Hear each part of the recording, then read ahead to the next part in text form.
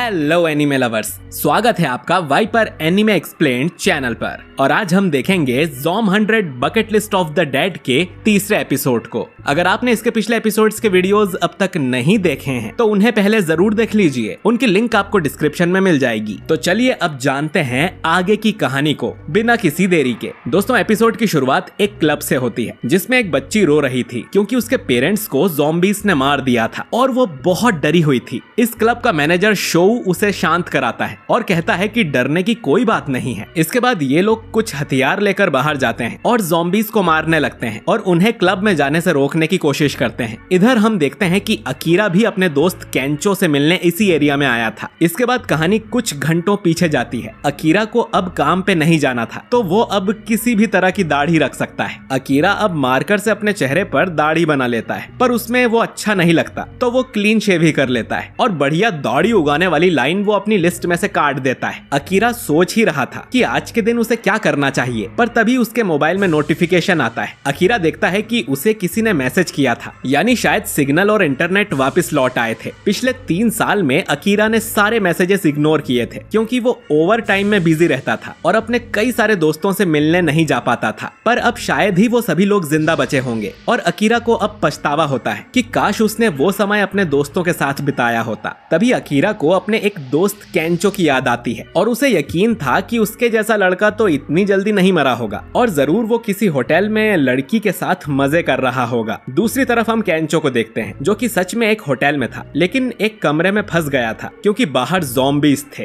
केंचो ने 3 दिन से सिर्फ पानी पिया था और उसके कमरे में भी एक लड़की ज़ॉम्बी बन गई थी। अच्छी बात ये थी कि वो एक बॉन्डेज रूम में था तो उसने पहले ही लड़की के हाथ पैर हथकड़ी से बांध दिए थे। भूख के मारे केंचो की हालत खराब थी और तभी उसे अपने कॉलेज के दिन याद आते हैं जहां उसका अकीरा नाम का एक दोस्त है जो उसके फालतू के जोक्स पर भी जोरों से हंसा करता था। और तभी केंचो के मोबाइल पर अकीरा का ही कॉल आ जाता है। उन्हें मिले हुए 1 साल हो गए थे। अकीरा केंचो से पूछता है कि वो इस समय कहाँ है और वो उसे लेने आ रहा है। केंचो बोलता है कि ये नामुमकिन है क्योंकि ये पूरा होटल ज़ॉम्बीज़ से भरा हुआ है। अकीरा को इससे फर्क नहीं पड़ता और वो अपनी बुलेट पर केंचो की तरफ निकल पड़ता है। अकीरा और केंचो कॉलेज फ्रेंड्स थे और 4 साल तक साथ में रग्बी खेलते थे। केंचो काफी हैंडसम और फनी लड़का था और अकीरा का सबसे करीबी दोस्त भी। इनकी मुलाकात 1 साल पहले हुई थी जब अकीरा अपने काम के बोझ तले दबा हुआ था। केंचो एक स्टेट एजेंट बन गया था क्योंकि उसे बातें करना अच्छे से आता है तो वो अपनी जॉब से अच्छे पैसे कमा रहा था और वो एक मॉडल को डेट भी कर रहा था। अकीरा की लाइफ झंड हो रखी थी तो उसे केंचो की बातों में कोई इंटरेस्ट नहीं आता। केंचो अकीरा को सलाह देता है कि उसे अपनी जॉब और उस घटिया कंपनी को छोड़ देना चाहिए। कोई पागल ही होगा जो ऐसा नहीं करेगा।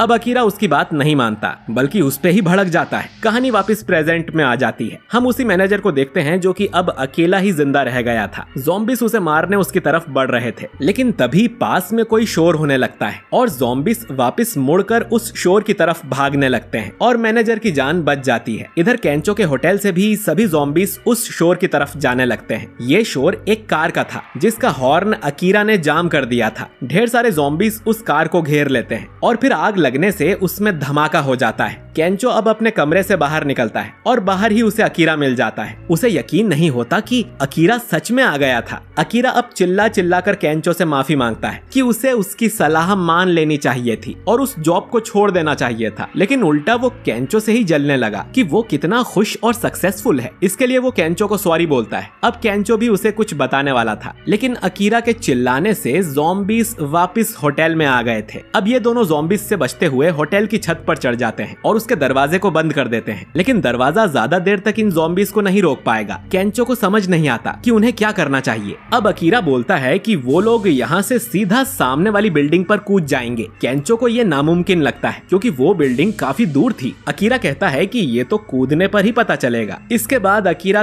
तेजी से दौड़कर जंप मारता है और उस दूसरी बिल्डिंग की छत पे जाकर गिरता है। अकीरा के मुंह से खून निकलने लगता है पर वो ठीक था। अब वो केंचो से भी छलांग लगाने को कहता है पर केंचो को डर लग रहा था। वो अकीरा से माफी मांगते हुए कहता है कि उससे ये नहीं होगा, लेकिन मरने से पहले वो अकीरा से कुछ कहना चाहता है। असल में केंचो को भी अपनी जॉब पसंद नहीं थी। वो रोज अपने चेहरे पर स्माइल रख के लोगों से झूठ बोला करता था और उन्हें बुरे कॉन्ट्रैक्ट्स दिलवाता था ताकि उनकी कंपनी को फायदा हो। मॉडल्स को डेट करना, बड़े बड़े लोगों से मिलना, इन सब कामों से उसे कभी खुशी नहीं मिली थी। वो तो बस खुश होने का दिखावा कर रहा था। इसके लिए वो भी अकीरा से माफी मांगता है। केंचो आगे कहता है कि वो ऐसी जॉब करना चाहता था जिससे वो अपने क्लाइंट्स को हंसा सके। असल में वो एक स्टैंड अप कॉमेडियन बनना चाहता है, जिस पर अकीरा कहता है कि अपनी जॉब छोड़ दो और अभी अपने मन का काम करो। अब अकीरा की बातें सुन केंचो को जोश आ जाता है और पीछे ज़ॉम्बीज़ भी दरवाजा तोड़ के अंदर आ गए थे। अब केंचो तेजी से भागकर जंप लेता है और हवा में ही अपने सारे कपड़े निकाल के फेंक देता है। उसे नंगा देखकर अकीरा जोरों से हंसने लगता है, जैसे वो पहले हंसा करता था। पर केंचो दूसरी छत तक पहुंच ही नहीं पाता और उससे लटक जाता है। उसके हाथ छूटने लगते हैं और वो सोचता है कि क्या वो सच में नंगा मरने वाला है। लेकिन अकीरा उसका हाथ पकड़कर उसे ऊपर खींच लेता है, लेकिन उसकी गोटियां घिस गई थीं, जिससे केंचो जोर से चिल्लाने लगता है। शाम को ये लोग इसी छत पर डेरा डाल लेते हैं और कुछ पीने का सामान भी ले आते हैं। साथ ही अब अकीरा भी केंचो की तरह नंगा हो गया था। केंचो को नंगा होकर मजाक करना हमेशा से पसंद था। दोनों इधर उधर की बातें करने लगते हैं और बियर पीते रहते हैं और ये एपिसोड यहीं पर एंड हो जाता है। तो दोस्तों, मुझे तो ये एपिसोड कुछ खास नहीं लगा और पता नहीं कि इस एपिसोड में वो मैनेजर वाला सीन क्यों डाला गया था। बाकी देखते हैं कि अब ये दोनों आगे कौन सी प्रॉब्लम फेस करते हैं। आगे की कहानी जानने के लिए हमारे चैनल वाइपर एनीमे एक्सप्लेन्ड को सब्सक्राइब करके बेल आइकन जरूर दबाइए ताकि आपसे हमारा कोई भी वीडियो मिस ना हो। वीडियो अच्छा लगा है तो इसे लाइक और शेयर जरूर कीजिए। मैं मिलता हूँ आपसे बहुत ही जल्द एक नए वीडियो के साथ। शुक्रिया।